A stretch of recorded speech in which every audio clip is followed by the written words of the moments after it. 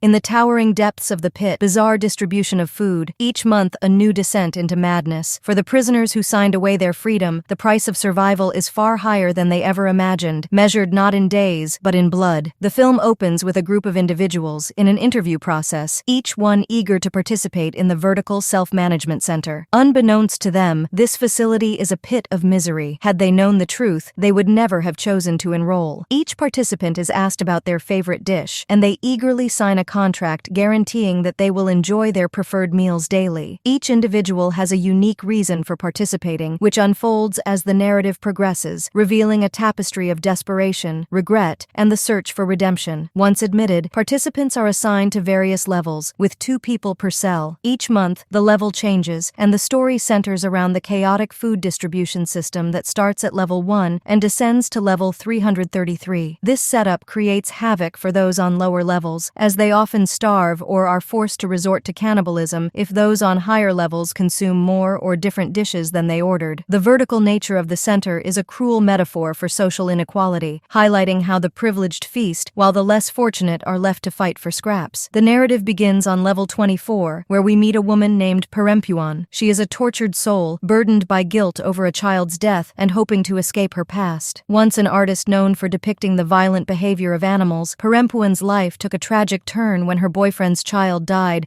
while navigating through one of her sculptures. The incident haunted her, replaying in her mind like a never-ending nightmare. She entered the center in search of self-forgiveness and a chance to forget her traumatic experience, convinced that the isolation of the pit would allow her to finally atone for her sins. Sharing the cell with Perempuan is Zamiatin, a man haunted by his own guilt. He enrolled in the center after nearly killing his family in a house fire. In a moment of careless rage, he had ignited a small flame that quickly spiraled out of control, consuming not just their home, but nearly taking the lives of those he loved. Their backstories illustrate the dark motivations that led each of them to this grim facility, setting the stage for a profound exploration of the human psyche. It is heard story in the center that at some platform, a figure known as the Master lives, revered like a king for having survived an entire month without food. According to legend, he sacrificed his own body parts to keep those on lower levels alive. This tale, whispered among the inmates, serves as both a source of hope and a chilling reminder of the depths of desperation. Whether this story is true or merely a figment of someone's imagination remains unclear, but it captivates the minds of the inmates. His followers, called the Anointed Ones, attempt to impose order in this pit through strict rules and a sense of twisted justice. According to these regulations, inmates may only consume their own ordered food, regardless of their level. Cannibalism is strictly forbidden, and those who defy the rules are labeled as barbarians. The Anointed Ones engage in brutal fights with these barbarians to maintain control, creating a cycle of violence and survival. Is initially deprived of his pizza when the barbarians from level 21 devour it. His desperation grows as he watches the food disappear, his stomach growling in protest. In a moment of panic and frustration, he snatches another dish that doesn't belong to him. However, he is quickly confronted by the Frenchmen from the upper level, who insist he adhere to the rules. These individuals, steadfast in their commitment to maintaining order, protect food not meant for them, ensuring it can reach all levels as part of the solidarity revolution promoted by the Anointed Ones. Perempuan shares her croquettes with Zamiatin to prevent him from consuming someone else's food. This act of kindness signifies a growing bond between them, highlighting their shared suffering. However, chaos erupts when a fight with the barbarians leads to the tragic burning of a Frenchman's cellmate, resulting from food left in her cell. According to the center's rules, inmates cannot hoard food, or else they risk being burned alive or frozen to death. The brutal reality of their situation becomes all too clear, and the line between survival and morality begins to blur. As time passes, Zamiatin succumbs to desperation and eats the food of a deceased prisoner, thus becoming a barbarian according to the law. The transformation is both physical and psychological, marking a shift in his character as he grapples with the consequences of his actions. Despite their grim circumstances, Perempuan and Zamiatin develop a close friendship, finding solace in each other's company amidst the horrors surrounding them. Eventually, they are assigned to a lower level, where food scarcity becomes a harsh reality. The days stretch into weeks, and the hunger gnaws at their resolve. During this time, Zamiatin reveals his background as a mathematics enthusiast, until, tasked with writing the equation for -1, he loses his composure, unable to grasp the concept of an imaginary number, as it belongs to a non-physical reality of the universe they inhabit, which fed his distrust of everything around him. So he left his job, his research, and even his family. This moment serves as a metaphor for their existence in the pit. Many inmates regard the master as an illusory figure since no one has ever seen him. The imaginary becomes tangible, and the boundaries of reality are challenged. Zamyatin falls ill from lack of food as days pass with empty dishes on the platform tray. Perempuan tends to him with unwavering care. She fights against her own hunger to nurse him back to health,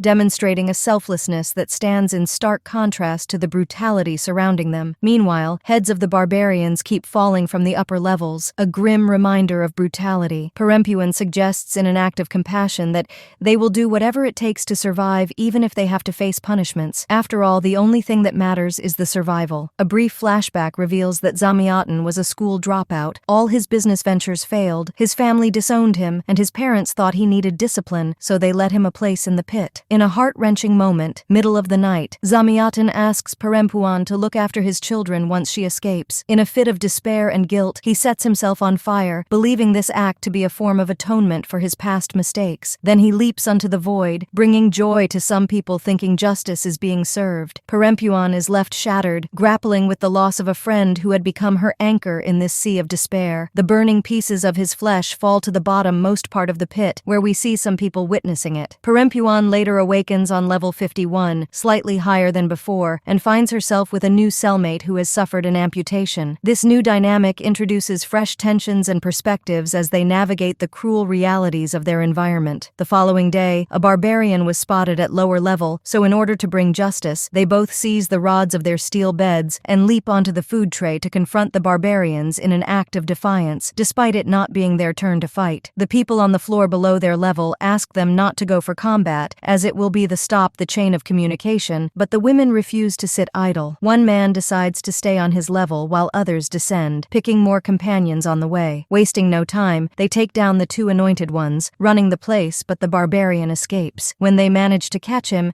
he begs Perempuan for mercy, claiming he only ate to recover and goes down with the platform tray. These people, including Perempuan and her companion cellmate, have violated the law stating that only 4 platforms above the barbarians need to engage in combat called pacifications, igniting a fierce struggle that echoes the chaos of the previous levels. Perempuan realizes her new cellmate wasn't new into the pit. Later, Perempuan's new cellmate reveals that she has been in the center for 6 months. She understood the law right from the start. Initially, she followed the rules until she realized that it was an unfair law when she encountered a severely malnourished man, whom she chose to feed beyond his share as he was on the brink of the death. Days later, an anointed one named Dagan Babi, known for his strictness, punished her for breaking the law by amputating her arm. The cruelty of the punishment highlights the brutal enforcement of the center's laws, where compassion is met with severe consequences. In a fit of rebellion, Kekashi, her previous cellmate, gouged out Dagan Babi's eyes, symbolizing the desperation and rage simmering beneath the surface. For this act of defiance, Dagan Babi bound Kakashi naked to the platform, leaving her to be eaten alive by inmates on lower levels. Perempuan's companion cellmate warns her that the pit is unsafe for anyone, and that the only escape to survival is pretending to be dead when the pit levels change at the end of each month, and they just need to escape the anesthesia gas, and will be removed along with the dead. This grim strategy emphasizes the lengths to which inmates must go to survive. Meanwhile, Dagan Babi and his followers reach Perempuan's platform, punishing both her and her cellmate by amputating Perempuan's limb,